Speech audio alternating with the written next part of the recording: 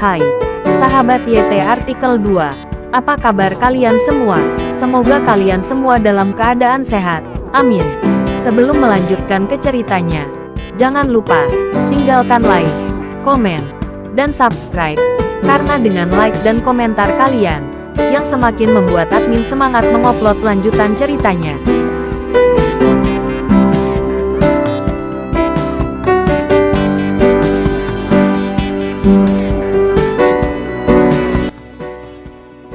Episode 251. Kisah Aditya, anak bos besar yang berpura-pura miskin. Sekilas dia melihat bahwa lelaki tua dengan lengan yang dibalut adalah kepala geng alias Wandes. Musuh sangat cemburu ketika mereka bertemu. Dan ketika mereka bertemu Wandes lagi di sini, kemarahan Aditya memuncak. Aditya, bukankah kamu mengharapkannya? Kita bertemu lagi begitu cepat. Haha. Wandes memiliki senyum sinis di wajahnya. Berjalan ke Aditya, beberapa orang kuat mengikuti Wandes dari dekat. Aditya melirik mereka dan menemukan bahwa orang-orang ini cukup akrab. Pernah bertemu mereka di pinggiran Toraja sebelumnya. Wandes, kamu benar-benar dihantui. Sepertinya kamu benar-benar ingin bertarung melawanku sampai akhir. Aditya tersenyum dingin, menatap Wandes dan berkata, Wandes sangat marah hingga cemberut. Dalam kapasitasnya, siapa yang berani tidak menghormatinya? Aditya berani memanggilnya Pak Tua Wandes, yang membuatnya sangat marah. Hehe, aku sangat mengagumi kesombonganmu bocah. Siapa yang memberimu keberanian untuk membuatmu begitu gila? Wandes tertawa sinis, melihat kata Aditya. Kakek, aku sangat gila. Apakah kamu tidak yakin? Aditya tersenyum dingin dan menatap Wandes dengan provokatif. Wandes sangat marah pada Aditya. Dan hari ini dia memimpin orang untuk menyergap di dekat rumah Prasetyo, hanya untuk berurusan dengan Aditya. Melihat Aditya dikepung, Wandes masih sangat bersemangat. Selama Aditya ditangkap hidup-hidup, dia akan bisa pergi ke Melanie untuk menerima hadiah. Selama bertahun-tahun, kemakmuran Wandes adalah semua karena sumber daya keuangan Melanie, dan keuntungan gengnya oleh Melanie juga untuk memperkuat kekuatannya sendiri. Dan dia memiliki rencananya sendiri. Sekarang sangat berguna. Wandes benar-benar alat Melanie untuk berurusan dengan Aditya. Aditya, biarkan bawahanmu ditangkap tanpa perlawanan, sehingga mereka bisa menyelamatkan hidup mereka. Wandes berteriak pada Aditya dengan sangat liar. Pak Tua Wandes, sejak kapan kamu begitu lelah melakukan sesuatu? Pada saat ini, suara menawan seorang wanita terdengar dari luar gerbang.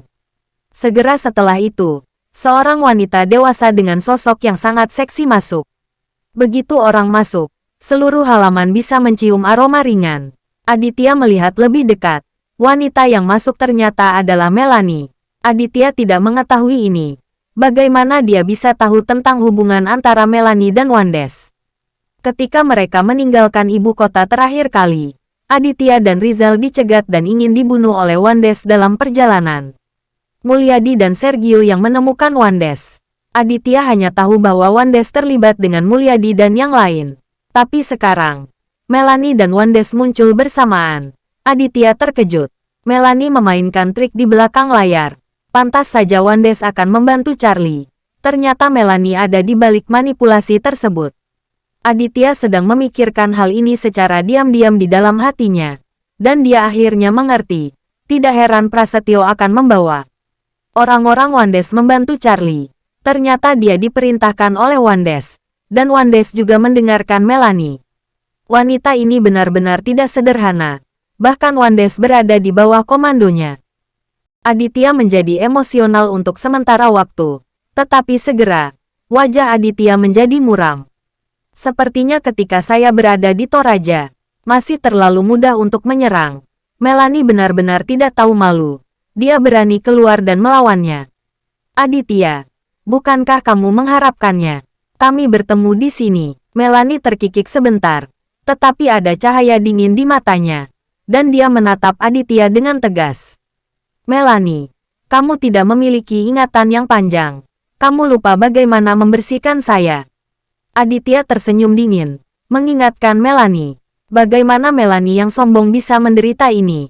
Baginya, kata-kata Aditya hanyalah penghinaan baginya.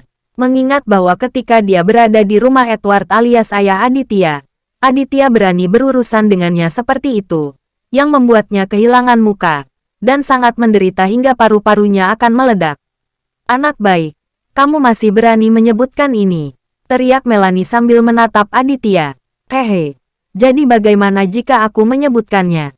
Melanie, apakah menurutmu aku masih Aditya dari 10 tahun yang lalu?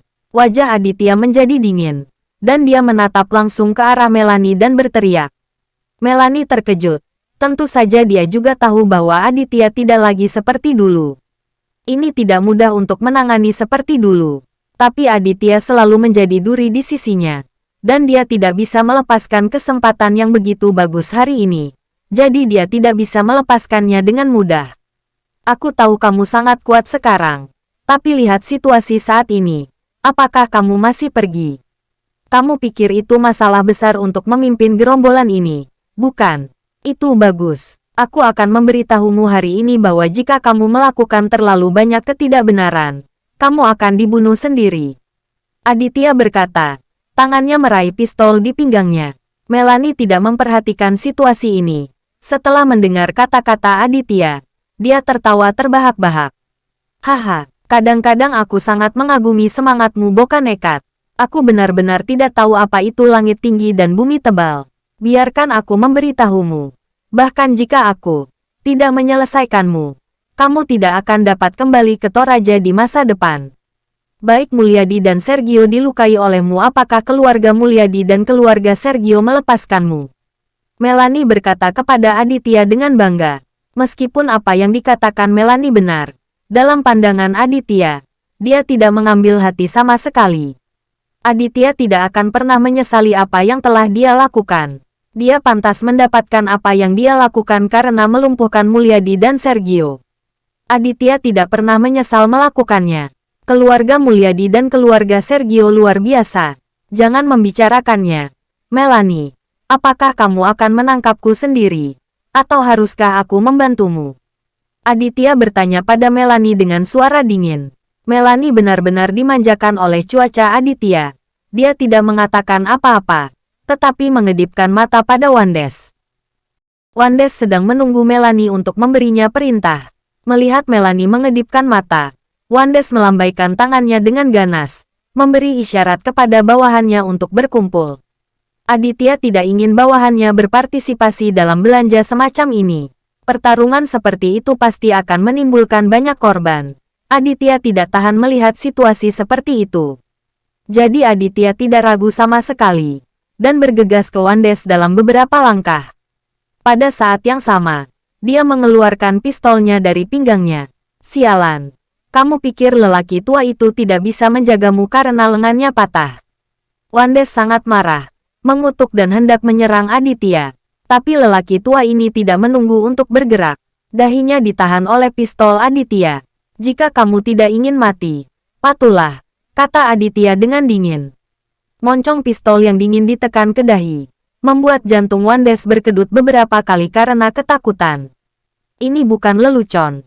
Bahkan orang sakti pun sulit melarikan diri. Tidak peduli seberapa bagus karatenya, dia tidak bisa mengalahkan peluru. Aku benar-benar meremehkanmu. Kamu masih menggunakan senjata. Wandes memutar mata jalang itu dan berteriak pada Aditya. Alih-alih marah, Aditya tersenyum dan menunjuk dahi Wandes dengan moncong pistol. Apakah mulia bagimu memimpin begitu banyak orang untuk menindas beberapa orang? Wandes tidak bisa berkata apa-apa. Dia merasa masih ceroboh mengapa Aditya tidak menodongkan senjata padanya. Jika mereka mengetahui hal ini sebelumnya, mereka akan membawa lebih banyak orang. Dan mereka akan mengeroyok Aditya begitu mereka bertemu.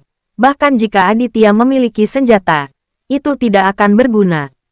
Tapi sekarang dia sangat pasif. Dan Aditya bahkan menodongkan pistol ke dahinya. Apa yang harus dia lakukan? Semakin Wandes memikirkannya, dia semakin tertekan. Dia merasa malu menjadi seperti ini. Apalagi di depan Melanie.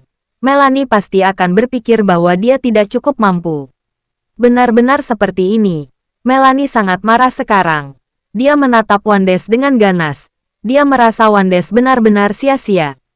Pak Tua Wandes, jika kamu tidak bisa mengetahui Aditya, Jangan salahkan aku karena tidak memberimu buah yang enak untuk dimakan. Melanie memperingatkan Wandes tidak jauh dari sana. Wandes turun. Tapi dia ingin membunuh Aditya dengan cepat agar dia bisa menerima hadiah di depan Melanie. Tetapi kekuatan saat ini tidak mengizinkannya jika Aditya bersikeras. Bagaimana jika Aditya menembak? Bola mata Wandes berguling-guling, memikirkan bagaimana menghadapi Aditya. Aditya juga tahu bahwa Wandes adalah seorang pengkhianat, jadi dia sangat berhati-hati. Melihat mata Wandes tidak menentu, Aditya tahu bahwa orang tuan ini akan mempermainkan sesuatu. Jadi dia menendang kaki Wandes itu dengan keras. Dengan bunyi plop, Wandes berlutut di tanah dengan punggung menghadap Aditya. Aditya menodongkan pistol ke dahi Wandes dan memperingatkannya, "Orang tua, jika kamu berani tidak patuh, aku akan segera membunuhmu." Jangan, Aditya, mari kita bicarakan." Wandes panik dan berlutut di sana dan berdiskusi dengan Aditya. Bersambung.